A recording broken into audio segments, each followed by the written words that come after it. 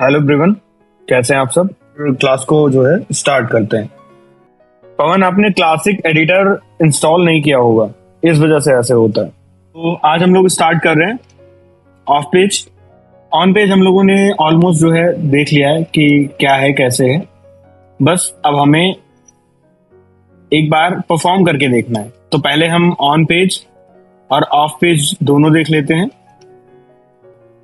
उसके बाद जो है हम लोग इसको इम्प्लीमेंट करके देखेंगे कि कैसे सारी चीजें करनी होती हैं एग्जैक्टली एक वेबसाइट में। ठीक है, पहले हम लोग क्लास पे चलते हैं। जैसे हम लोगों ने ऑन पेज में देखा था, ऑन पेज में क्या था, जो विद इन वेबसाइट करते हैं या विद इन अ पेज करते हैं हम लोग, ठीक है, उसको हम क्या बोलते हैं, ऑन पेज। तो अब सिंपल ऑफ पेज क्या होगा, जो हम लोग आउट ऑफ द वेबसाइट करते हैं, राइट, वो हमारा होता है ऑफ पेज एसईओ। अब अगर आपने कोई पेज बनाया है या आपने कोई आर्टिकल लिखा है, पोस्ट लिखी है, राइट, तो आप इसको जो है सोशल मीडिया पे तो शेयर करोगे ही। अब जब आप इसको सोशल मीडिया पर शेयर करोगे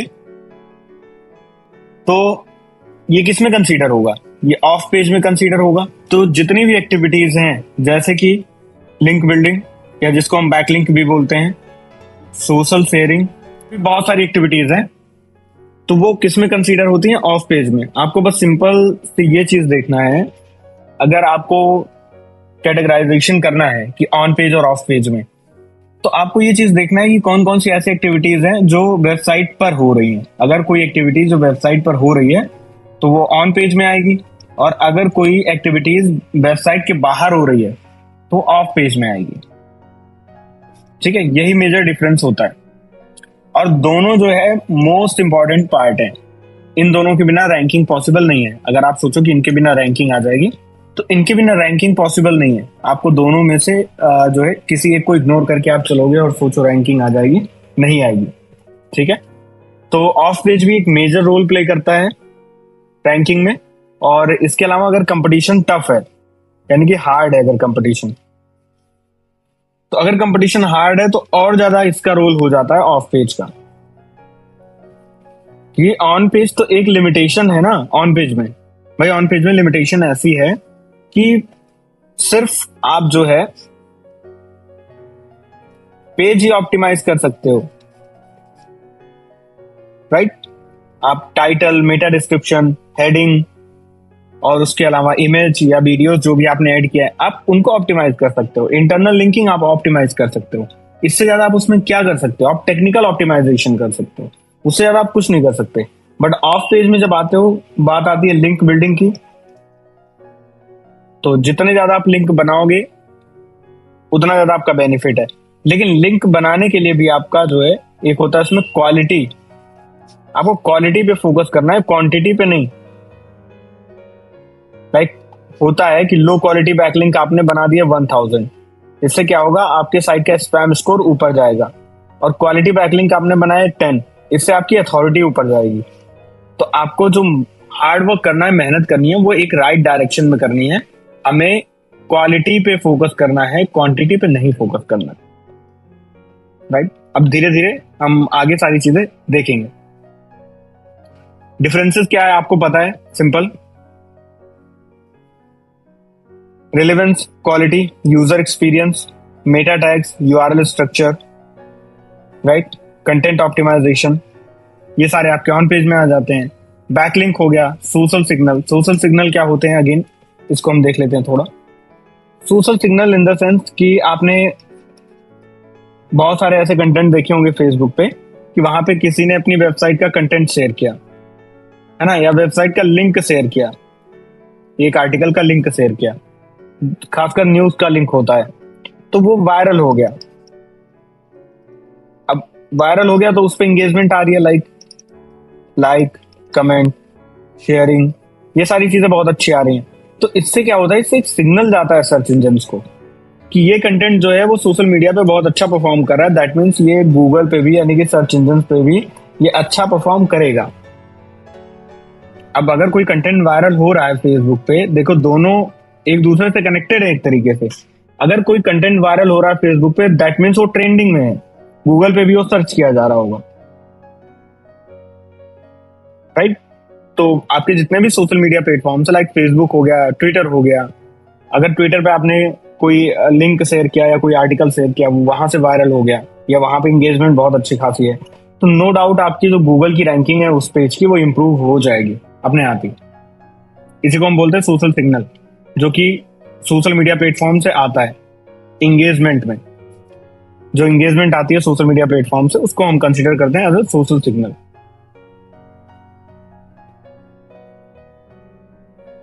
अब बैकलिंक क्या होता है इसको देख लेते हैं, इसको थोड़ा ध्यान से देखना।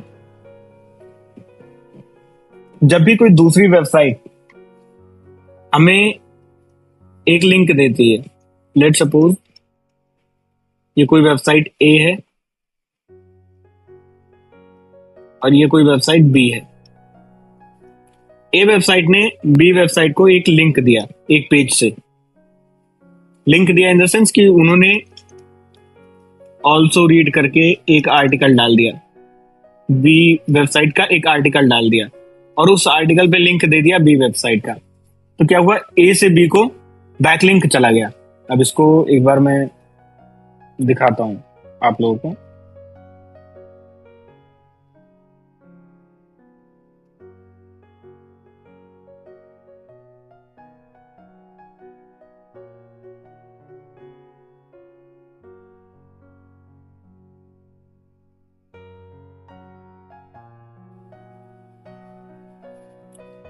देखो मेरा एक आर्टिकल है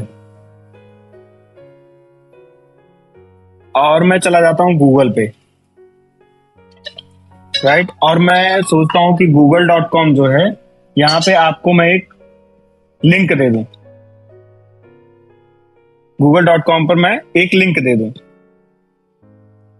right. Just wait a second.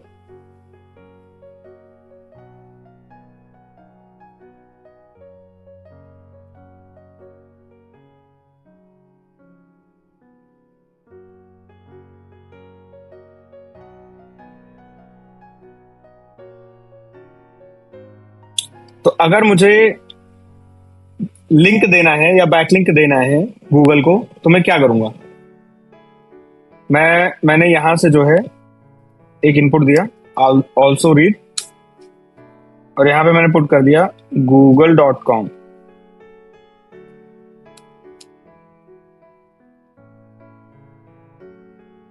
Right.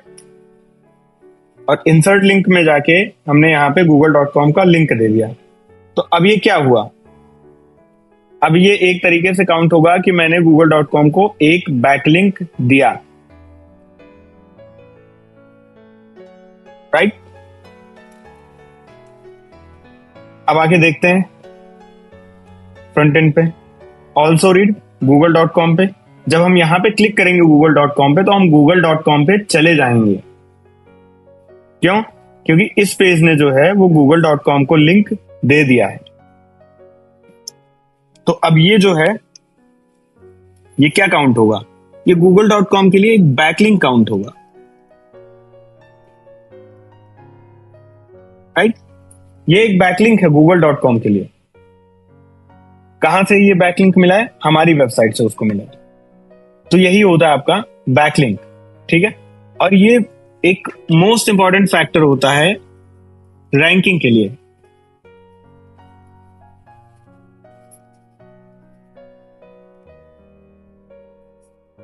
अब बैकलिंक भी दो टाइप के होते हैं,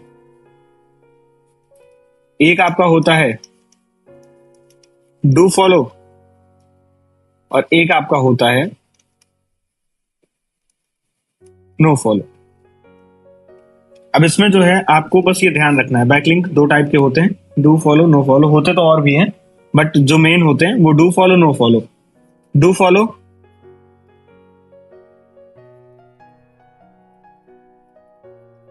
लिंक जूस पास करता है, नो फॉलो पास नहीं करता है।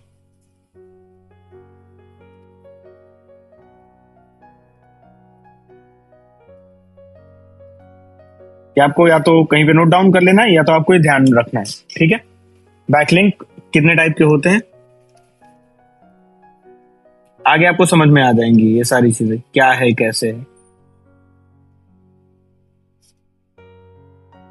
First one is do follow, second one is no follow. Do follow link juice pass करता है, no follow link juice pass नहीं करता। ठीक है, अब देख लेते हैं टाइप ऑफ बैकलिंक का। यहां पे ये मतलब है कि क्रिएटेड कैटेगरीज बन कैसे रहे हैं। ये बैकलिंक के टाइप हैं जो मैंने बताया, ये ओरिजिनल टाइप है। अब ये टाइप ऑफ बैकलिंक्स मतलब ये बनाए कैसे गए हैं, उस बेसिस पे इसको कैटेगराइज किया गया है। एक होता है नेचुरल लिंक, जो अपने आप मिल जाता है। अपने आप मतलब आपने कोई बहुत अच्छा आर्टिकल पब्लिश किया है ना, बेस्ट आर्टिकल,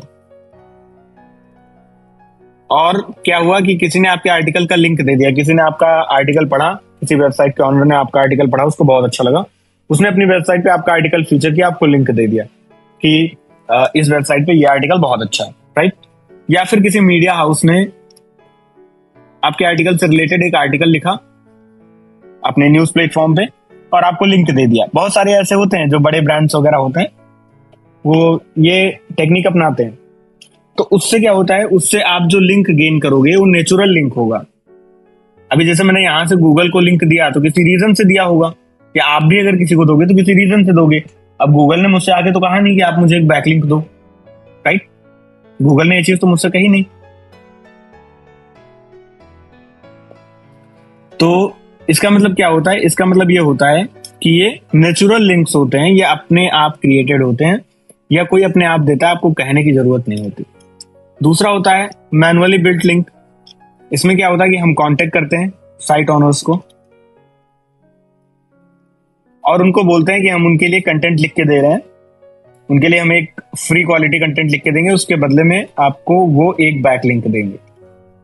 तो बहुत सारे साइट ऑनर जो है इसको साइट ऑनर एक्सेप्ट कर लेते हैं, जो वेब मास्टर्स होते हैं वो एक्सेप्ट कर लेते हैं। तो इससे क्या होता है, इससे आपको एक मैनुअली बिल्ट बैकलिंक मिल जाता है। ठीक है, ये गेस्ट ब्लॉगिंग हो जाता है, इन्फ्लुएंसर आउटरीच और participation in industry forums. Like industry forums मतलब आपका डिस्कशन फोरम्स होते हैं,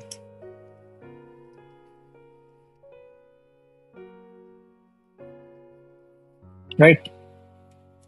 तो यहां से हो जाता है। आगे ये सारी चीजें आप लोगों को समझ में आ जाएंगी, ठीक है। उसके बाद आता है सेल्फ क्रिएटेड लिंक। ये वो लिंक होते हैं जो खुद से बनाए जाते हैं। अब आप कहोगे खुद से तो ये भी बनाए गए, नहीं, ये खुद से नहीं बनाए गए, ये आपने आर्टिकल दिया, दूसरे ने आपको बनाया उसके बदले। सेल्फ क्रिएटेड लिंक मतलब ये होता है कि आप खुद किसी साइट पे जाते हो, लॉग इन करते हो और वहां से आप अपने लिए एक लिंक बना लेते हो। अब ये कौन से होते हैं, ये आपका आ जाता है डायरेक्टरी सबमिशन, उसके बाद फॉरम पोस्टिंग,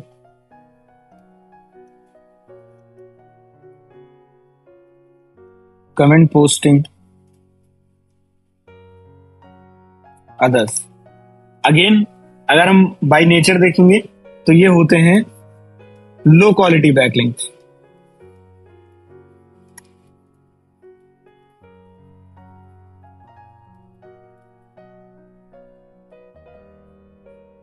आपके जो नेचुरल क्रिएटेड बैकलिंक हैं वो जितना 10 बैकलिंक पावरफुल होगा, उतना मैनुअली क्रिएटेड 100 बैकलिंक पावरफुल होगा, और उतना ही सेल्फ क्रिएटेड 1000 बैकलिंक पावरफुल होगा। ये डिफरेंस है तीनों में, ठीक है। सबसे ज्यादा पावरफुल कौन से होते हैं, नेचुरल लिंक्स होते हैं, बट वो जल्दी मिलते नहीं है। छोटे ब्रांड्स को या नई वेबसाइट को तो आप भूल ही जाओ, कभी नहीं मिलेगा, स्टार्टिंग में तो कभी नहीं मिलेगा, राइट। उसके बाद आपके मैनुअली बिल्ट आते हैं। मैनुअली बिल्ट में जो आप गेस्ट पोस्टिंग करते हो, वो गेस्ट ब्लॉगिंग या गेस्ट पोस्टिंग, वो बहुत अच्छा तरीका होता है, वहां से भी आपको क्वालिटी बैकलिंक मिलते हैं। बट जो आपके सेल्फ क्रिएटेड बैकलिंक होते हैं ये इतना जो है वेट कैरी नहीं करते इन टर्म्स ऑफ एसईओ, इतना वेट ये कैरी नहीं करते। एंड द रीजन इज कि आप गूगल को ये चीज पता होता है, ये जो जिस साइट से बनते हैं ना, वो साइट्स भी लो क्वालिटी होती हैं, है ना। अब आप सोचो कि एक ऐसी साइट है जहां पे कोई जाके बैकलिंक बना सकता है, तो हर कोई जाके बना लेगा वहां पे।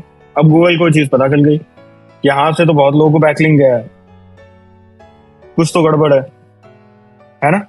तो जब गूगल को ये चीज पता चल जाएगी तो वो उसी तरीके से कंसीडर करेगा। तो उनका एल्गोरिदम उसी तरीके से ट्रीट करता है ऐसे बैकलिंक्स को।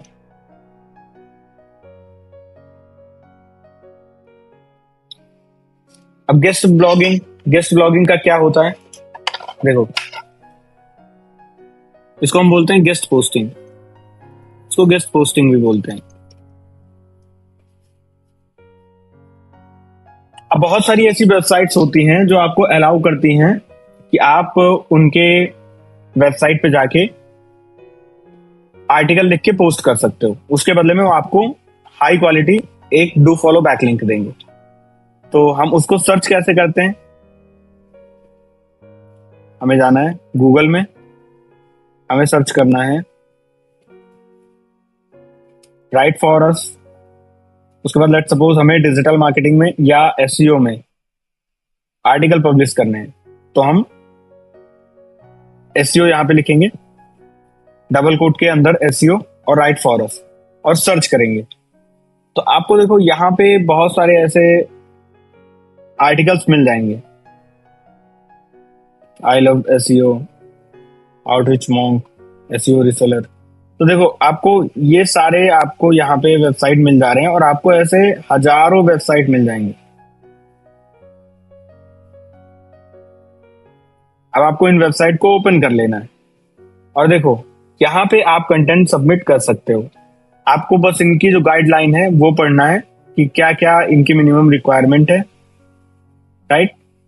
उसके बाद आप देखोगे आपको एक फॉर्म या फिर आपको एक ईमेल आईडी मिल जाएगी, राइट। फॉर्म और ईमेल आईडी आपको मिल गई। तो फॉर्म और ईमेल आईडी मिलने के बाद आप क्या करोगे, आप इनको ईमेल करोगे या फॉर्म फिल करोगे, ठीक है। आप इनसे डिस्कस करोगे टॉपिक, कौन कौन से टॉपिक पे, एसईओ के कौन कौन से टॉपिक पे आप लिख सकते हो, राइट। अब जब आपने इनसे टॉपिक डिस्कस कर लिया तो ये आपको रिप्लाई करेंगे। यहां पे आप पढ़ सकते हो इनकी सारी चीजें। उसके बाद नेक्स्ट हम लोग देखते हैं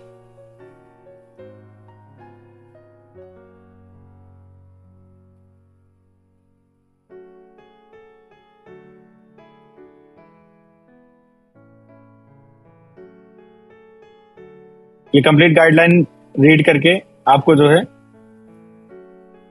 इनको आउटरीच करना है। ये पोस्ट गाइडलाइन है इनकी। उसके बाद कहाँ पे सबमिट करना है कंटेंट वो भी आप दिया हुआ है इसमें। तो आपको ये कंप्लीट गाइडलाइन रीड करके इनको रीच आउट करना है। ऐसे अगेन आप देखोगे ये पेड है,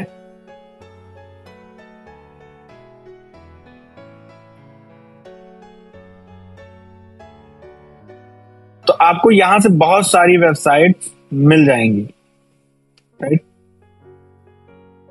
ये आपको ईमेल आईडी यहां से मिल गई, तो आपको यहां से बहुत सारी वेबसाइट मिल जाएंगी जहां पे आप अपना कंटेंट लिख के पब्लिश कर सकते हो। अगेन आपको नोट करके ये चीज रख लेनी है कि जब भी आप पिच कर रहे हो, सिंपल, तो आपको ट्रेंडिंग टॉपिक इंक्लूड करना है उस कैटेगरी के अंदर जिस कैटेगरी में आप जो है पिच कर रहे हो। और इसके अलावा एआई कंटेंट नहीं यूज करना है। एआई को आपको सिर्फ रिसर्च पर्पस के लिए यूज करना है। एआई कंटेंट यूज करोगे तो वो आपको रिजेक्ट कर देंगे, और आगे से आप क्वालिटी आर्टिकल भी सेंड करोगे तो वो आपका आर्टिकल पब्लिश नहीं करेंगे। तो एआई कंटेंट आपको नहीं यूज करना है, सारी चीजें मैनुअली ही होंगी। थोड़ा सा हार्ड वर्क तो लगेगा, देखो नो डाउट कि आप 1200 to 1500 वर्ड्स का एक कंटेंट लिखोगे तो उसके लिए आपको रिसर्च की जरूरत पड़ेगी, है ना, और भी चेकलिस्ट होंगी इनकी, उसकी जरूरत पड़ेगी। बट ये जो है वर्थ इट है, क्योंकि यहां से जो एक बैकलिंक मिलेगा वो पावरफुल और बहुत ही अच्छा बैकलिंक होगा। ब्रोकन लिंक बिल्डिंग, इसको हम लोग आगे डिस्कस करेंगे। ब्रोकन लिंक बिल्डिंग को कि लाइक कुछ ऐसे लिंक होते हैं जो 404 एरर पे चले जाते हैं। अभी जैसे मैंने गूगल को बैकलिंक दिया था, अभी थोड़ी देर पहले गूगल को बैकलिंक दिया था, राइट। अब मान के चलो गूगल का वो यूआरएल हट गया है, तो मेरा जो बैकलिंक गया है वो कहाँ पे चला गया, 404 पे। तो किसी ने मुझे कांटेक्ट किया, उसने बताया कि जिस यूआरएल पे आपने बैकलिंक दिया था वो हट चुका है, वो डिलीट हो चुका है, वो है ही नहीं।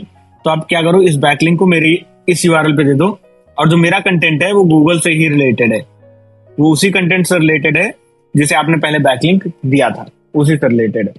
तो इसके लिए हम कुछ स्पेशल टूल्स वगैरह यूज करते हैं, वो सारी चीजें इसको हम आगे डिस्कस करेंगे। इन्फ्लुएंसर आउटरीच ये होता है ब्रांड्स के लिए। देखो, नॉर्मल इंडिविजुअल्स के लिए ये नहीं होता, ये बहुत कॉस्टली होता है। रीजन क्या है? रीजन ये है, लेट सपोज आपने किसी इन्फ्लुएंसर के साथ या आपने किसी सेलिब्रिटी के साथ कोलैबोरेट किया अपने ब्रांड के लिए, ठीक है, तो आपसे एक हाई फीस वो चार्ज करेगा। High fees in the sense वो 2-3 लाख रुपए से लेके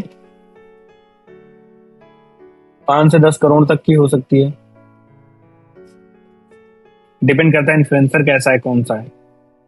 अब ये जो इन्फ्लुएंसर बने घूम रहे होते हैं सोशल मीडिया पे, इनकी बात मैं नहीं कर रहा हूँ। मैं जो रियल इन्फ्लुएंसर है, जिनका कंटेंट होता है, मैं उनकी बात कर रहा हूँ। तो उस केस में क्या होता है, इस केस में आपने जैसे किसी इन्फ्लुएंसर के साथ टाई अप किया है, तो मीडिया उसको एक कवरेज दे देती है, और जहां से उसको एक नेचुरल बैकलिंक मिल जाता है। अब आप सोच रहे होंगे कि जो बड़े ब्रांड्स हैं लाइक गूगल, माइक्रोसॉफ्ट, इनके यहां भी बैकलिंक्स बनते होंगे। तो आंसर है नहीं, इनके यहां बैकलिंक्स नहीं बनते। रीजन, उन्होंने क्या किया कि उन्होंने 10 एम्प्लॉयज को फायर कर दिया, और वो ट्रेंडिंग न्यूज बन जाती है। पूरे वर्ल्ड वाइड लाखों जो ऑनलाइन प्लेटफॉर्म्स हैं वहां पे पब्लिश हो जाती है वो चीजें। उन्होंने कोई बड़ी अनाउंसमेंट की, वो पब्लिश हो जाते हैं। तो ऑलरेडी उनको वहां से ना बहुत सारे बैकलिंक्स मिलते रहते हैं रेगुलर, उन्हें मैनुअली बैकलिंक बनाने की जरूरत नहीं पड़ती। और उनको बैकलिंक कहाँ से मिल रहे हैं, वो कौन से बैकलिंक काउंट होंगे, वो काउंट होंगे नेचुरल बैकलिंक, है ना, अपने आप ही उनको मिलते जा रहे हैं बैकलिंक। तो इस रीजन से क्या होता है, इस रीजन से उन्हें बैकलिंक बनाने की जरूरत नहीं पड़ती है।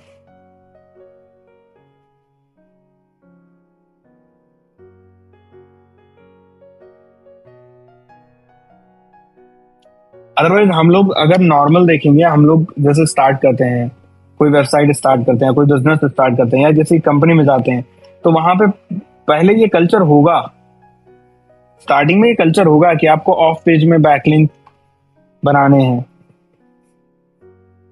है ना, स्टार्टिंग में ये कल्चर होगा। अब आ जाते हैं EAT या EEAT। ये एक गूगल का फॉर्मूला है एक तरीके से, एक्सपर्टीज, अथॉरिटिवनेस और ट्रस्टवर्थीनेस। ये तीनों का मतलब क्या होता है, जब भी आप कोई कंटेंट, क्वालिटी कंटेंट हम किसको मानते हैं, क्वालिटी कंटेंट का कोई पैरामीटर तो है नहीं कि कोई एक तरीके से मशीन है, हमने उसमें डाला और वो उसने बता दिया कि 1 to 100 की स्केल पे आपका कंटेंट, या 0 to 100 की स्केल पे आपका कंटेंट कहाँ पे है, उसने बता दिया। ऐसा कुछ नहीं है, कोई भी चीज को डिफाइन नहीं कर सकता, क्वालिटी कंटेंट को कोई भी डिफाइन नहीं कर सकता, राइट। लेकिन क्वालिटी कंटेंट का एक ये होता है कि आप जब कीवर्ड रिसर्च कर रहे हो, हमने स्टार्टिंग में देखा था, जब आप कीवर्ड रिसर्च कर रहे हो तो कीवर्ड का जो इंटेंशन है वो आपको समझ में आया कि नहीं आया। सारा गेम यहीं से स्टार्ट होता है। इंटेंशन अगर आपको समझ में आ गया है तो आप क्वालिटी कंटेंट प्रोड्यूस कर सकते हो, फिर आप गुड टू गो। यहाँ पे चेकलिस्ट अगर क्लियर हो गई तो मान के चलो आपको यहाँ से ग्रीन सिग्नल मिल गया। अगर यहाँ पे है कि आपको इंटेंशन ही नहीं समझ में आया तो यहाँ तक आने की जरूरत ही नहीं पड़ेगी आपको, वो पहले ही आप समझ लो कि आपकी रैंकिंग नहीं आने वाली है। आपने कीवर्ड रिसर्च किया, आपको कीवर्ड का इंटेंशन समझ में आया कि इस कीवर्ड को सर्च करके एक्चुअल में यूजर्स जो है वो क्या देख रहे हैं, राइट। जब कीवर्ड का इंटेंशन समझ में आ जाता है तो उसके बाद फिर आती है बारी क्वालिटी कंटेंट प्रोड्यूस करने की। अब क्वालिटी कंटेंट प्रोड्यूस करने के लिए हमें तीन चीजें ध्यान में रखनी पड़ती है, EAT, एक्सपर्टीज, अथॉरिटिवनेस और trustworthiness. Expertise in the sense कि आप जिस टॉपिक पे लिखने जा रहे हो उसमें आपकी एक्सपर्टीज है या नहीं है। अगर एक्सपर्टीज नहीं है आपकी तो आपको एक्सपर्टीज बनाना पड़ेगा।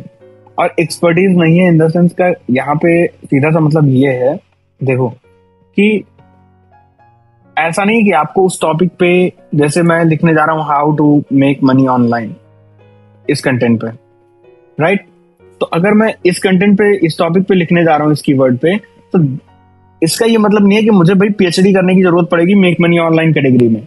नहीं, एक्सपर्टीज इन द सेंस कि आपके मन में जो आ रहा है आप वो नहीं लिख रहे हैं, राइट। आपने थोड़ा सा रिसर्च किया उस पे। आपने, जब भी आप नॉर्मल कंटेंट लिखोगे तो आपकी एक हैबिट ये होनी चाहिए, मैं गूगल पे जाऊंगा और सर्च करूंगा how to make money online, और मैं स्टार्टिंग के 3-4 आर्टिकल पढ़ने की कोशिश करूंगा कि वो एक्चुअल में बोल क्या रहे हैं, राइट। तो उसमें मुझे समझ में आ जाएगा कि अभी ट्रेंड क्या चल रहा है। फर्स्ट हमारा हो गया एक्सपर्टीज। अथॉरिटिवनेस, अथॉरिटिवनेस का मतलब ये होता है कि आपका जो डोमेन है उसकी कंडीशन ना थोड़ी ठीक होनी चाहिए। आज ही आपने डोमेन परचेस किया, आज ही आपने उसको होस्टिंग से कनेक्ट किया और कल आप सोच रहे हैं कि वो रैंक कर जाएगा, तो नॉट पॉसिबल एक्चुअली, ठीक है। वो नहीं करेगा, और करेगा भी तो बहुत ज्यादा टाइम के लिए नहीं होगा। और ब्लैक हैट में अगर आप ट्राई करोगे तो ब्लैक हैट में क्या होगा कि डोमेन बैन हो जाएगा शॉर्ट टाइम में। तो आपकी अथॉरिटिवनेस होनी चाहिए थोड़ी सी। और अथॉरिटिवनेस से दूसरा मतलब ये भी है कि कंटेंट का आप जो रेफरेंस दे रहे हैं उसमें भी थोड़ी सी अथॉरिटी होनी चाहिए। आप, ऐसा नहीं है कि आप जो भी बात कर रहे हैं, जो भी डिस्कशन कर रहे हैं, हवा में ही कर रहे हैं बिना कुछ सोचे समझे, है ना, कोई क्लेम कर रहे हैं, तो वो चीज नहीं होनी चाहिए। और ट्रस्टवर्दीनेस मतलब क्या होता है कि जैसे हम जाते हैं,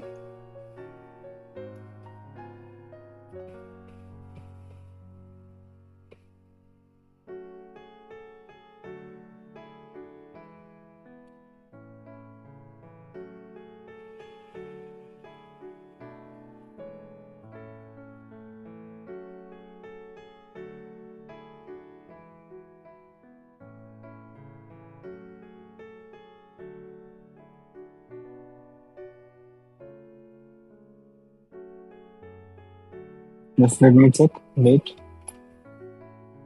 वैसे इस वेबसाइट की अथॉरिटी तो ऑलरेडी है, बहुत है।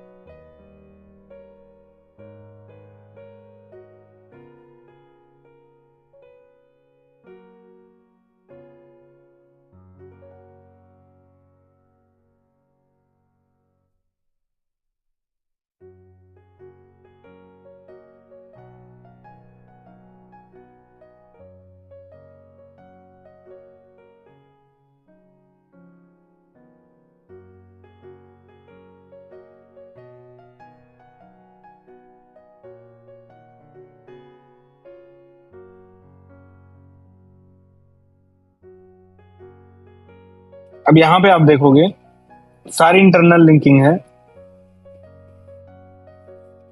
बट यहाँ पे एक लिंक है, ड्रोन मैपिंग। ठीक है, ये जो लिंक है ड्रोन मैपिंग का, ये एक्सटर्नल साइट पे जा रहा है, राइट। अब इसको हम एक बार देख लेते हैं, जो एक्सटर्नल साइट पे जा रहा है उसको हम देख लेते हैं।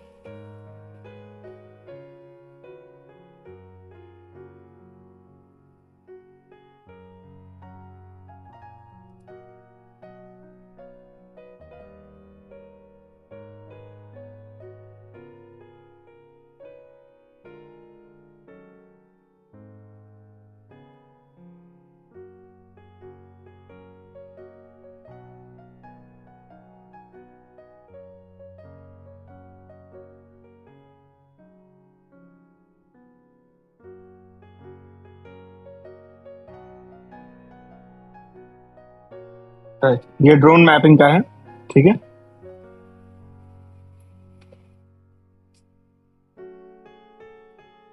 देखो इन्होंने यहाँ से लिंक दिया सीधा ड्रोन मैपिंग पे। तो ड्रोन मैपिंग के लिए ये द ड्रोन गर्ल के लिए एक ये बैकलिंक भी हो गया, और उसके अलावा एक अथॉरिटी क्रिएट हुई कि आप जाके यहाँ पे देख सकते हो कि ड्रोन मैपिंग से रियली आप पैसे कमा सकते हो। आप यहाँ पे जाके देख सकते हो क्योंकि उसके बाकायदा कोर्सेज हैं, राइट। तो आप पैसे कमा सकते हो ड्रोन मैपिंग से। तो यही होता है कि उन्होंने जो है ट्रस्ट यहाँ पे क्रिएट किया यूजर्स के लिए। वैसे जो नर्ड वॉलेट है, नर्ड वॉलेट की अथॉरिटी बहुत अच्छी है, ठीक है। वो आज की वेबसाइट नहीं है, वो अगर ये भी नहीं करेंगे तो भी रैंक करेंगे, बट स्टार्टिंग में आपको ये फॉर्मूला फॉलो करना ही है। एक्सपर्टीज, अथॉरिटिवनेस और ट्रस्टवर्दीनेस, ये तीनों फॉर्मूला आपको जो है वो फॉलो करना है, ठीक है।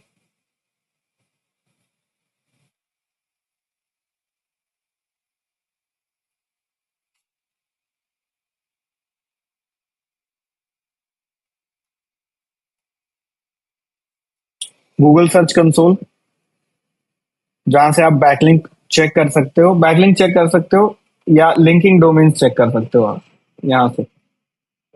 मॉज लिंक एक्सप्लोरर, एचरेफ backlink checker, SEMrush backlink analytics, ये कुछ टूल्स हैं जहां से आप जाके चेक कर सकते हो। और भी अदर टूल्स है जो कि हम लोग जब एसईओ ऑडिट पढ़ेंगे तब देखेंगे।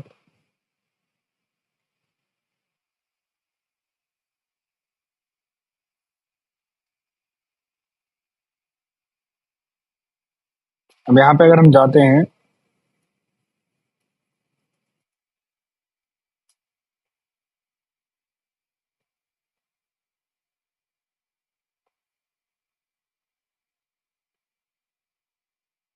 तब देखोगे गूगल के पास बैकलिंक्स कितने हैं।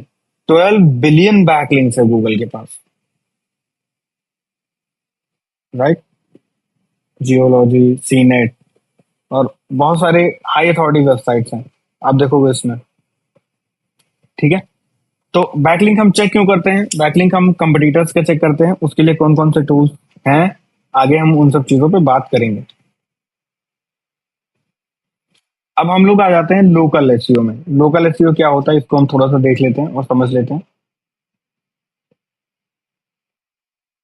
ऑफ पेज में अगेन मैं एक कंक्लूजन दे देता हूं। देखो, ऑफ पेज में कंक्लूजन ये है कि ऑफ पेज की आपको एक्टिविटीज जितनी भी हैं, स्पेशली बैकलिंक की, ये करनी होती है। बैकलिंक आप जो सॉलिड तरीका है वो गेस्ट पोस्टिंग या गेस्ट ब्लॉगिंग। उसके अलावा आप क्या कर सकते हो, सोशल सिग्नल। फिर थर्ड पे आपका आता है डायरेक्टरी सबमिशन, और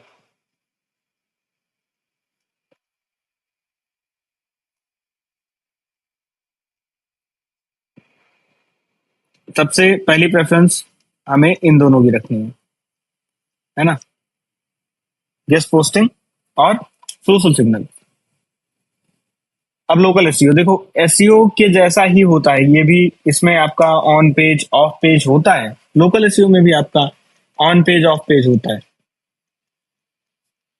बस इसमें आपको समझने की जरूरत क्या है, वो है जो क्वेरी होती है यानी कि जो कीवर्ड होता है वो एक लिमिटेशन के साथ आता है।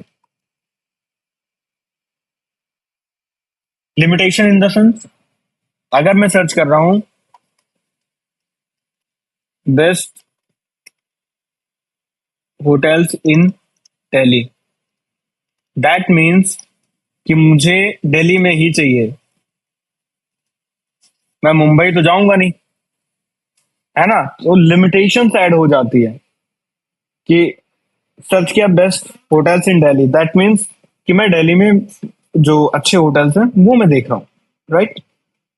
अब ये सिर्फ दिल्ली की लिमिटेशन ऐड हो गई, तो हम इसको कंसीडर कर सकते हैं लोकल एसईओ में, ठीक है।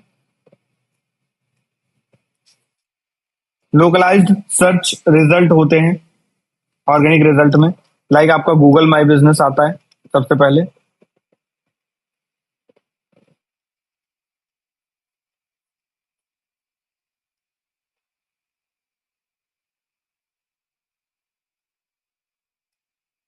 आप जाओगे अगर सर्च करोगे बेस्ट होटल्स इन दिल्ली, तो देखो ये लिस्टिंग आ रही है होटल्स की। आप ऐसे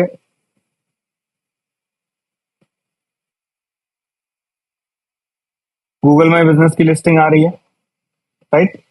तो यहाँ पे तो हम रैंक कर ही सकते हैं, लेकिन इसके साथ साथ हमें यहाँ पे भी फोकस करना पड़ेगा, राइट।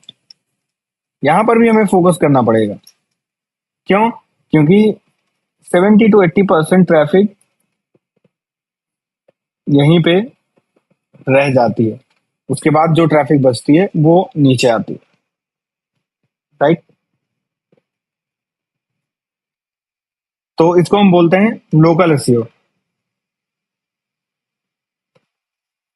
क्यों जरूरी है, इस पे भी एक बार देख लेते हैं। 46% जो गूगल सर्च होते हैं, उस टोटल जो गूगल सर्च होते हैं उसमें से 46% जो होते हैं वो लोकली के लिए होते हैं, राइट। फॉर एग्जाम्पल डॉक्टर्स या doctor near me, hospital near me,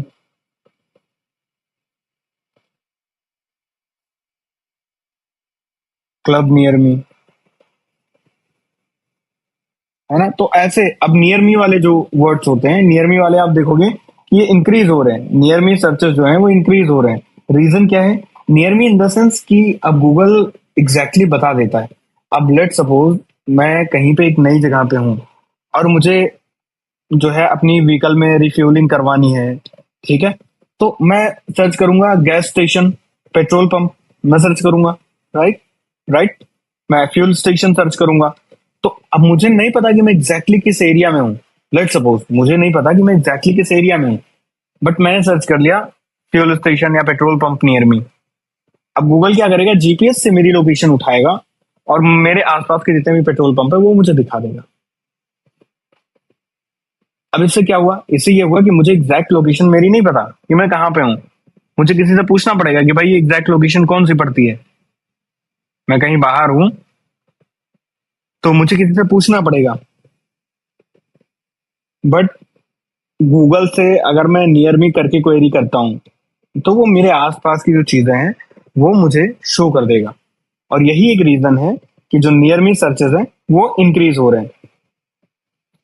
और जो लोकल मोबाइल सर्चेस हैं यानी कि 46% जो सर्चेस हो रहे हैं उनमें से भी 78% जो है मोबाइल सर्चेस रिजल्ट उनका क्या हो रहा है, ऑफलाइन परचेज, राइट। अगर मैं सर्च कर रहा हूँ होटल्स या रेस्टोरेंट्स नियर मी, तो मैं वहां पे जा रहा हूँ, विजिट कर रहा हूँ। मैं सर्च कर रहा हूँ सुपर मार्ट्स या सुपर मार्केट नियर मी, है ना। तो मैं वहां पे जा रहा हूँ, वहां पे विजिट कर रहा हूँ, वहां पे परचेज कर रहा हूँ देख के, राइट। तो क्या हो रहा है, ये ऑफलाइन परचेज हो रहा है, right.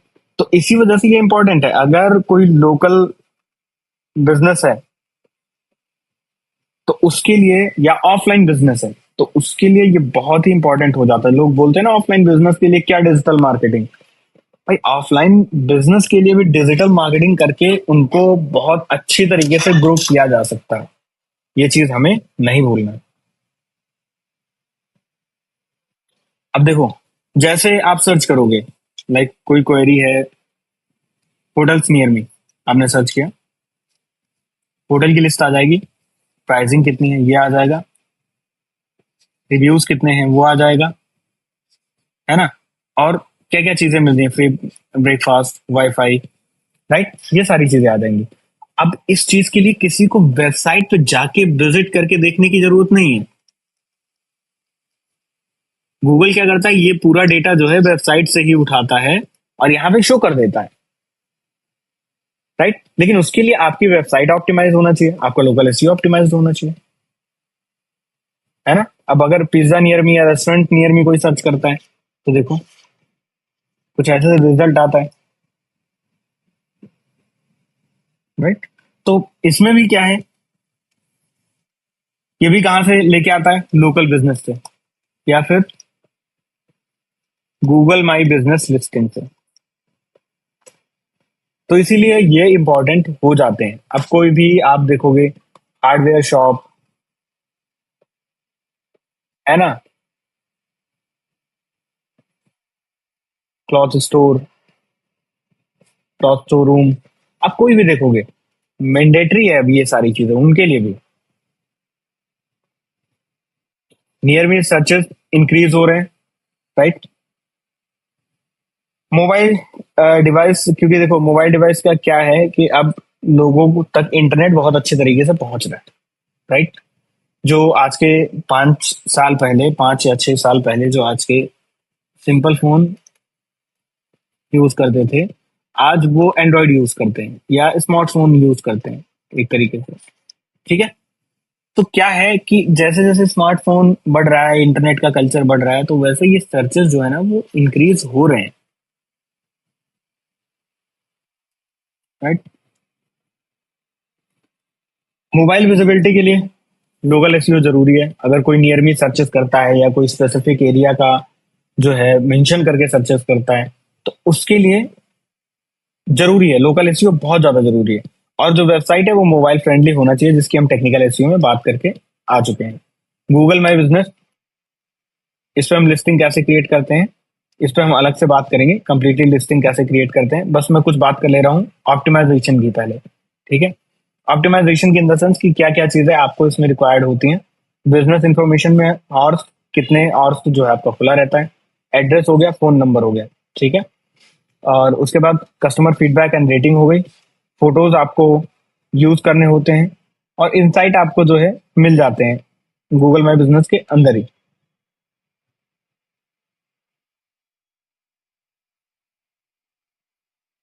Business name, description, categories, address और फोन नंबर, ठीक है। उसके बाद आवर्स, वर्किंग आवर्स जितना टाइम आपका ओपन रहता है। एक्यूरेट इन्फॉर्मेशन होनी चाहिए, हाई क्वालिटी इमेजेस होनी चाहिए, रेगुलर अपडेटेड होनी चाहिए, ठीक है। अब एक्यूरेट इन्फॉर्मेशन मतलब क्या होता है कि बहुत लोग होते हैं ना कि बोल देते हैं 24/7 ओपन। अब मान के चलो आपके आपका एक सुपर मार्केट है और उन्होंने मार्क कर दिया है अपने गूगल माई बिजनेस में 24/7 ओपन। रात को वहां से 5 किलोमीटर की डिस्टेंस पे किसी पर्सन ने सर्च किया सुपर मार्केट नियर मी, भाई रात में उसको कुछ खरीदने का मन हुआ, या बहुत लोग जाते हैं रात में बाहर घूमने टहलने, और ये कल्चर जो है जो मेट्रो सिटीज है उसमें ज्यादा है। तो 5 किलोमीटर पे शो हुआ कि एक सुपर मार्केट है ओपन है। अच्छा अभी 5 किलोमीटर आया रात को 1 बजे, अब देखता है कि क्लोज है ये, तो आपकी लिस्टिंग को क्या करेगा, रिपोर्ट कर देगा पहली चीज। अब रिपोर्ट करेगा तो गूगल सस्पेंड कर देगा इस चीज को। और दूसरी चीज, आपका जो ट्रस्ट ब्रेक हुआ है वो ट्रस्ट ब्रेक हुआ है। अब ये यूजर जो है ना कभी दिन में भी सर्च करेगा ना, तो हो सकता है डे में भी ना आए कि पता नहीं वो खुला है या बंद ही हो गया कंप्लीटली, है ना। ये कभी दोबारा से उस स्टोर पे विजिट नहीं करेगा। और बाद में आपने मान के चलो 24/7 ओपन भी कर दिया, फिर अगेन किसी दिन इसने सर्च किया तो भी नहीं आएगा ये, इसको ये लगेगा कि ये बंद है, ये बस ऐसे ही दिखा रहा है गूगल, राइट। उसके बाद आपका आता है लोकल साइटेशन। लोकल साइटेशन क्या होते हैं, जैसे लोकल लिस्टिंग होती है, जैसे हमारे यहाँ पे क्या है, Facebook local pages, just dial, India mart, trade India, है ना। इन पर अभी आपको आपका बिजनेस जो है वो लिस्ट करना होता है, जिससे साइटेशन क्रिएट होती है। रिव्यूज एंड रेटिंग का, इसका तो डायरेक्टली जो है वो इम्पैक्ट पड़ता ही है।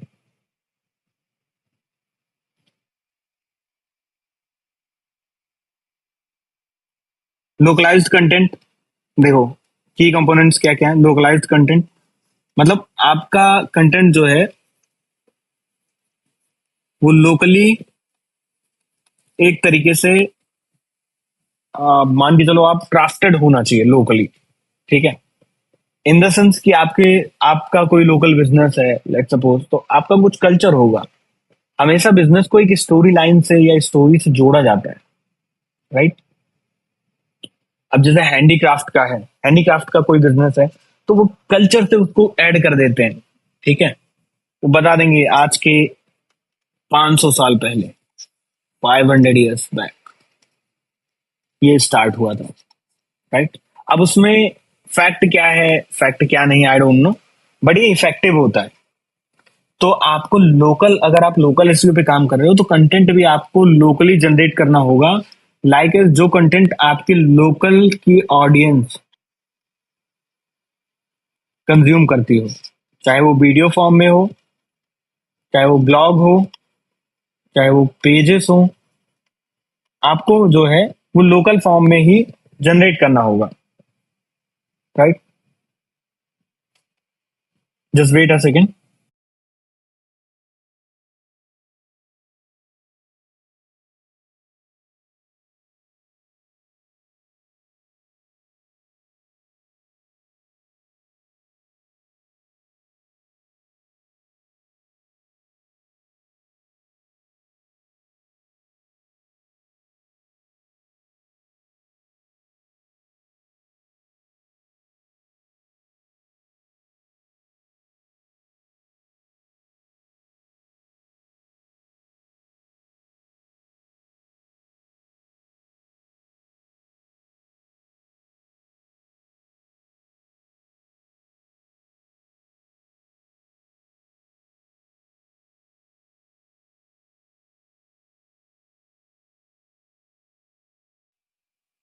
ओके, तो कंटेंट जो है आपका वो लोकली ही होना चाहिए।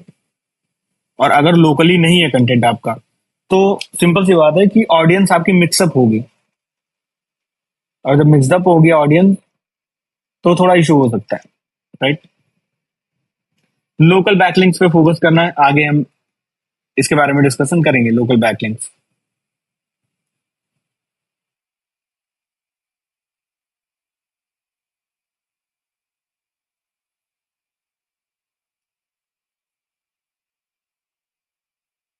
अगेन ये सारी चीजें वही है जो हमने टेक्निकल एसईओ में पढ़ा था, सेम लोकल एसईओ के लिए भी है। मोबाइल फ्रेंडली वेबसाइट आपकी होनी चाहिए। पेज स्पीड ऑप्टिमाइजेशन जरूरी है। लोकलाइज्ड मेटा टाइटल और description. Localised meta title description in the sense कि सिटी और स्टेट नेम आपको इंक्लूड करना है अपने मेटा टाइटल या डिस्क्रिप्शन में। गूगल मैप्स का इंटीग्रेशन करना बहुत जरूरी है। आपको अपनी वेबसाइट पे गूगल मैप का इंटीग्रेशन करना है। स्कीमा मार्कअप, स्ट्रक्चर डेटा आपको ऐड करना है लोकल बिजनेस के लिए। कैसे करेंगे वो वर्डप्रेस में हम लोग देखेंगे। उसके लिए जो प्लगइन है रैंक मैथ, उससे होगा। और इसका देखो रैंक मैथ का शायद मैं देखूंगा और प्रीमियम में इशू करवाऊंगा आप लोगों के लिए, ठीक है। तो आपको ईमेल पे आ जाएगा।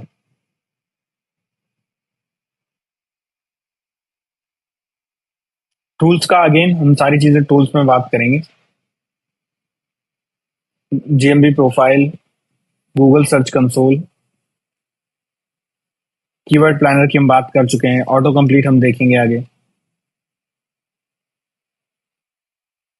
हाँ, एक चीज नैप इंफॉर्मेशन आपको ध्यान रखनी है। Name, address and phone number. Name, address और फोन नंबर।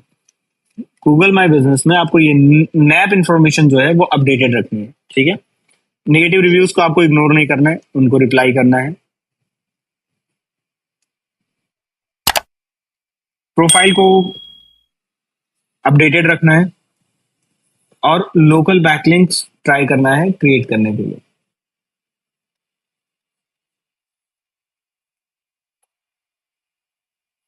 अब इसको हम लोग एसईओ फॉर ई कॉमर्स कल पढ़ेंगे। कल नहीं, सॉरी, हम लोग अब नेक्स्ट क्लास जो होगी शायद वो आई थिंक होगी, मैं एक बार ईमेल करवा दूंगा क्योंकि अभी मेरे पास भी कोई कंफर्मेशन नहीं है। मैं बोल दूंगा, फिर अगर क्लास हुई बीच में तो फिर आप लोग बोलोगे कि आपने मना किया था, है ना?